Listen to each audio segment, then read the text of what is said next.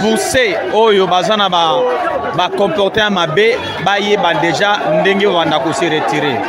parce que pour l'instant nous sommes obligés ya kotia kimia na kati ya commune biso. Monsieur Serge Kabeya, le chef de quartier Sikotra Lokali awa na commune Nsele. Merci beaucoup. Il y a réunion na biso, il y a quartier Sikotra Lokali, il y a réunion assemblée générale na biso to bengi si bandeko na biso ba chef de rue na ba coordinateur na bango to bengi pe bandeko ba batela biso la police bandeko na biso ya ba service intelligent to ba ANR pe bazali pour na koloba makambo la kolekana to mabongisi otozui na Sikotra Lokali. Il y a 5 points à l'ordre du jour, likamotali sécurité, assainissement, contrôle et puis recensement, to beli identification, il y a ba chef de rue et puis quelques divers. Donc bref,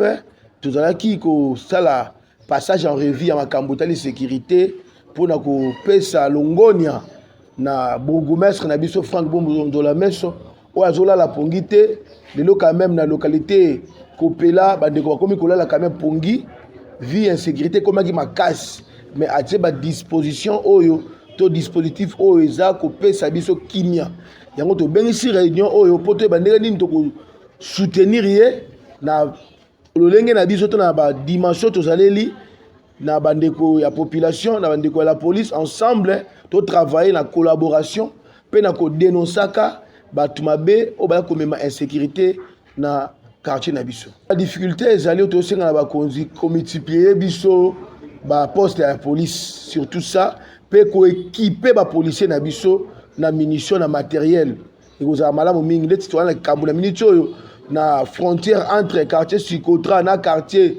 Tonga Mayo na concession munene ya bandeko ya Chalina concession wane comme ko bota insécurité munene chaque jour bazo traquer batu bazo kata batu bazo botra batu biloko donc au senga na bourgmestre s'impliquer bati à poste ya police place wana pe ba équiper bango et pourquoi pas ko benga bandeko ya Chalina s'il faut qu'on fasse le lotissement ba lotir place wana et l'équipe munene makasi alors il doit créer poche moko ya insécurité population ngala au senga surtout au travailler main dans la main dans la collaboration kaka collaboration ezala soki ba moni ba agent ba ye na kati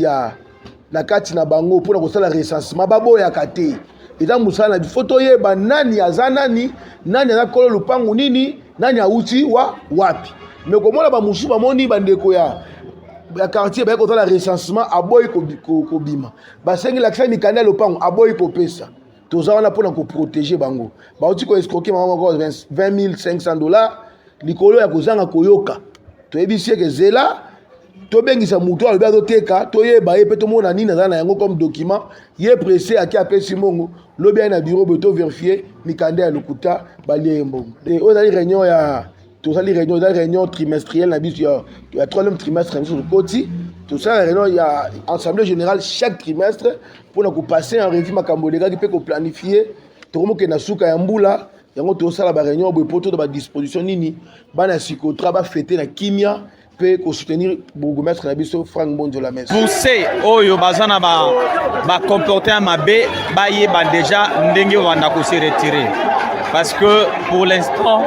nous sommes obligés ya kotia kimia na kati ya commune biso.